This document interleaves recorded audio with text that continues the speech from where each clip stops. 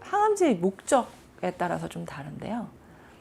처음부터 횟수 정해놓고 하는 항암제가 있어요. 그런 항암제는 수술하고 나서 재발 예방 목적, 방사선 치료하는 동안에 방사선의 효과를 증강시키려는 그런 목적, 내지는 수술 전에 횟수 정해놓고 하는 치료.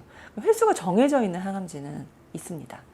그런데 사기 내지는 재발된 상태에서는요, 횟수를 정해놓고 하지를 못해요. 그래서 치료의 목적에 따라서 횟수가 정해져 있는 치료와 그렇지 못한 치료가 있다 하는 말씀을 좀 드리고 싶고요. 항암제 종류에 따라서 사기 환자 중에서도 계속 치료하지 못하는 항암제가 있어요. 너무 힘들어서요.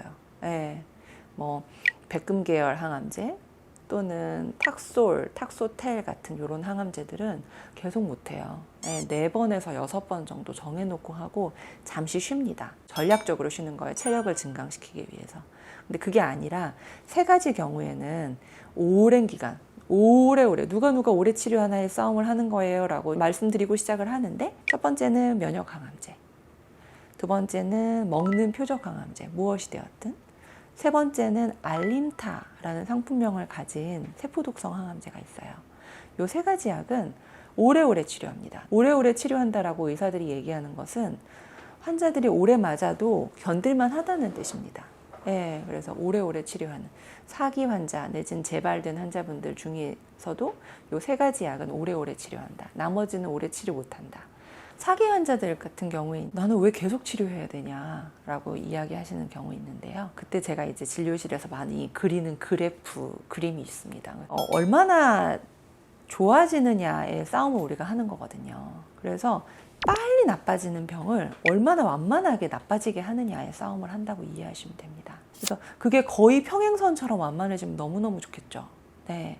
그런데 어떤 경우에는 우리 기대했던 거랑은 좀 달리 기울기가 아주 가파르고, 어떤 경우에는 평평하고, 이런데요. 이걸 어떻게 하면 평평하게 할 수 있을까? 이 기울기를 좀 잘 들여다보면 이게 결국에는 부침이 있거든요. 이렇게. 그래서 진료실에서 좋아졌어요, 좋아졌어요, 좋아졌어요 이렇게 얘기하는 거는 나가시면서 이렇게 하면서 나가세요. 이게 좋아지는 건가 나빠지는 건가? 의사는 좋아진다고 얘기하는데 하시는데, 이게 나빠진 상태에서 진단을 받았다가 좋다는 얘기입니다. 이렇게. 근데 이게 얼마나 깊은 반응을 하느냐, 그리고 얼마나 올라가서 오랜 기간 좋으냐, 이거에 싸움을 하는 건데요. 좋아졌어요 라는 말을 듣고 여러 번 들으시면 좋다고 이해하시면 됩니다. 그래서 생각해 보세요. 이게 깊은 반응이 있어서 이렇게 올라가고 이게 오랜 기간 유지되면 결국에는 이 기울기는 완만해지기 마련이거든요. 그래서 처음 치료 그리고 약을 바꿀 때마다 저희가 되게 고민하는 게 어떤 약이 가장 깊은 반응을 유도할 수 있을까?